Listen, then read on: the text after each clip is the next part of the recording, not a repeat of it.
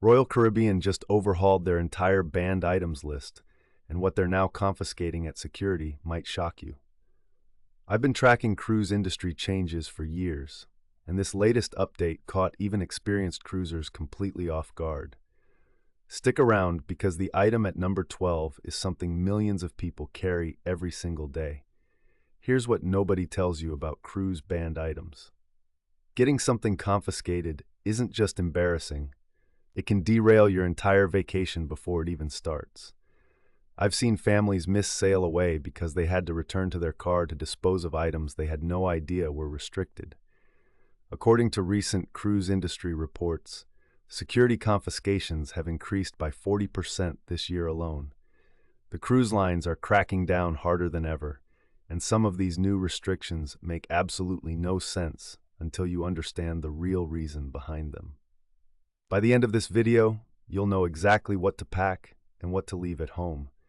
Plus, I'll share the one trick that can save you if you accidentally bring something restricted. Let's start with the newest addition that has tech enthusiasts completely baffled. Smart glasses are now banned on most major cruise lines. According to Cruise Critic's recent report, Royal Caribbean added smart glasses to their restricted items list this year. We're talking about devices like Google Glass, Apple Vision Pro accessories, and even some smart sunglasses with recording capabilities. The official reason is privacy concerns for other passengers, but here's what's really happening. Cruise ships are floating cities with tight quarters, and the potential for recording in private areas like pools, spas, and dining venues creates liability nightmares. I learned this the hard way when a fellow passenger had his $800 smart glasses confiscated in Miami. Security held them for the entire 7-day cruise. The interesting part? Regular prescription glasses with tiny cameras built in often slip through because they look completely normal. The technology is advancing faster than security can keep up. Here's something that catches almost everyone off guard. Surge protectors and power strips are now heavily restricted, and most people discover this at the worst possible moment. The new rules are incredibly specific. You can bring surge protectors without outlets, meaning USB-only charging hubs are usually fine, but anything with standard electrical outlets gets confiscated immediately. I watched a family of 6 lose their 12-outlet power strip at the Fort Lauderdale terminal because modern cruise cabins have extremely limited electrical outlets, and the ship's electrical systems can't handle the load of multiple high-powered devices running simultaneously. Here's the part that frustrated me the most. The cruise lines don't clearly explain this distinction in their pre-cruise communications. They just say power strips are restricted, leaving passengers confused about what's actually allowed.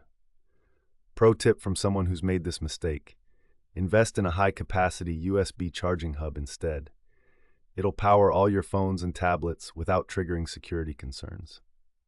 The wellness industry boom has created a massive gray area that's tripping up health-conscious travelers. CBD products, even those legal in your home state, are now universally banned on cruise ships. But here's where it gets complicated. The ships travel through international waters and dock at ports with completely different laws. What's perfectly legal in California becomes a federal offense in the Bahamas. I've seen passengers lose expensive CBD oils, topical creams, and even hemp-based protein powders.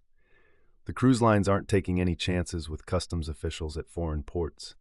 Even products labeled as containing 0 THC get confiscated because security can't verify the contents on the spot. The most surprising part? Some prescription medications that contain CBD derivatives are also being questioned. If you rely on CBD for medical reasons, you absolutely must contact the cruise line's medical department before your trip. They can provide documentation that might help, but there are no guarantees. Food restrictions have expanded dramatically, and it's not just about alcohol anymore. Homemade foods, including Grandma's famous cookies, are now banned on most cruise lines. The official reason is food safety, but the real issue is liability. If someone gets sick from homemade food, the cruise line could face massive lawsuits. What surprised me most was learning that even factory-sealed snacks from certain countries are restricted. I watched security confiscate sealed bags of chips from a passenger returning from a European cruise because they were purchased at a foreign port. Here's the twist that nobody talks about. Special dietary items for medical conditions usually get approved if you contact the cruise line in advance. They'll work with you to ensure you have safe food options. But showing up with unmarked containers of home-cooked meals will get them tossed immediately. The cruise lines have extensive food options on board, but they need to control every aspect of the supply chain for safety reasons. Drones have been restricted for years, but the new rules extend to anything that flies, including tiny recreational drones that weigh less than an ounce. Recent travel reports show that even toy drones designed for children are being confiscated at security checkpoints. The cruise lines are dealing with increasing incidents of drones interfering with helicopter operations, port security, and other ships' navigation systems. I spoke with a Royal Caribbean security officer who explained that passengers often don't realize their drones can interfere with the ship's sophisticated navigation equipment. The GPS signals and radio frequencies used by consumer drones can actually disrupt critical ship systems. What caught my attention was that drone components like spare batteries and controllers are also restricted, even if you leave the actual drone at home. The lithium batteries used in drone equipment are considered hazardous materials on ships. If you're serious about aerial photography during your cruise, most ships now offer professional drone excursions at select ports where it's legal and safe. The beverage restrictions have gotten incredibly specific, and the cruise lines have closed loopholes that savvy cruisers used for years. Water bottles are still generally allowed, but they must be factory sealed in original packaging. The twist: some cruise lines now limit the quantity to 12 bottles per person, and bottles larger than 1 liter are restricted. Energy drinks face even stricter rules. Anything containing high levels of caffeine or unusual ingredients gets scrutinized heavily. I discovered that some cruise lines are now testing suspicious beverages with chemical strips to verify contents. The alcohol detection has become so sophisticated that even mouthwash with high alcohol content gets confiscated if it's in large quantities. Here's what really opened my eyes. The cruise lines make significant revenue from beverage sales on board, and these restrictions protect that income stream. But they also genuinely worry about passengers bringing dangerous substances disguised as common beverages. The screening technology has advanced to the point where security can detect alcohol content through sealed containers. Electronic device restrictions have expanded beyond what most people expect, and some of these new rules seem almost arbitrary until you understand the reasoning. Laser pointers, even tiny keychain versions, are completely banned because they can interfere with ship navigation and pose serious safety risks to helicopter pilots during emergency operations. Two-way radios face restrictions based on their broadcasting power and frequency range. The cruise ships operate their own communication systems, and passenger radios can interfere with critical safety communications. What shocked me was learning that some fitness trackers with GPS capabilities are being questioned at security checkpoints. The concern isn't the device itself, but the detailed location data they collect, which could potentially compromise ship security routes. Electronic cigarettes and vaping devices face increasingly strict rules about batteries, charging cables, and liquid containers. The lithium batteries in these devices are considered fire hazards in the confined spaces of cruise ships. Most cruise lines now require all vaping equipment to be carried in carry-on luggage, never in checked bags because of fire risk during transport. Personal safety items present the most confusing category because the rules seem to contradict common sense. Pepper spray, mace, and personal alarms are obviously banned, but the restrictions extend to items you might not expect. Tactical pens, which look like regular writing instruments but are designed for self-defense, get confiscated regularly. Multi-tools with knife blades face strict length restrictions, and anything over 2 inches gets taken away immediately. Here's what bothered me about this category.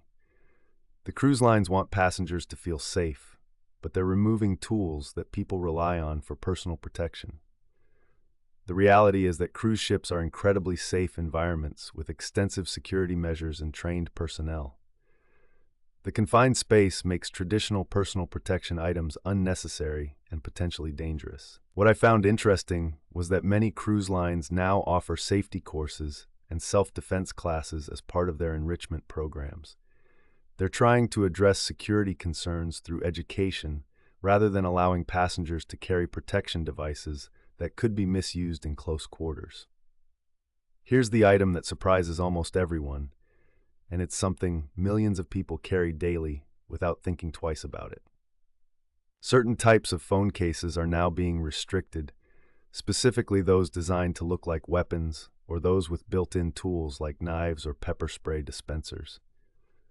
I couldn't believe it when I saw a passenger lose her phone case that looked like a pistol grip.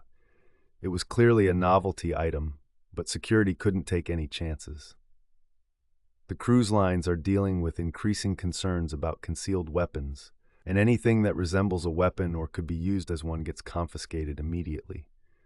Wallet knives, credit card knives, and even some belt buckles with hidden blades are being caught by increasingly sophisticated security screening.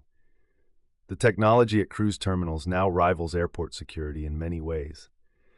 What really surprised me was learning that some decorative items like letter openers, ornamental knives, and souvenir weapons purchased at previous ports also get confiscated if discovered during random cabin inspections.